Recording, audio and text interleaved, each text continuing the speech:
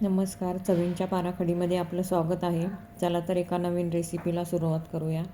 बाऊलमध्ये मी दही घेतलं, लाल मिरची पावडर घेतली, हळद घेतली, गरम मसाला घेतला,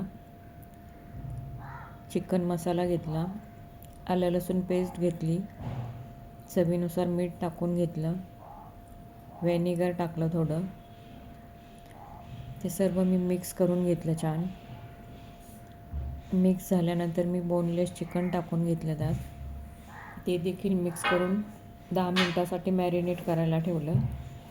एका पॅनमध्ये मी तेल घेतलं, त्यात थोडं बटर टाकलं. बटर मेल्ट झाल्यानंतर मी मॅरिनेट केलेलं बोनलेस चिकन टाकून घेतलं.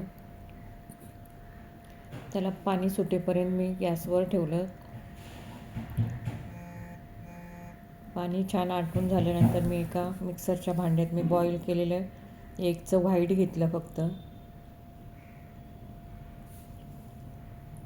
त्यानंतर लसूण टाकला, त्यात चीज स्लाईस टाकला,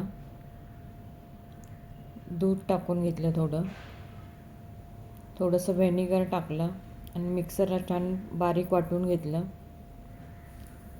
आपलं बोनलेस चिकनचं सर्व पाणी आटून छान रेडी झालं बोनलेस चिकन. त्यानंतर मी वरतून थोडं ते क्रीम वाटलेलं टाकून घेतलं.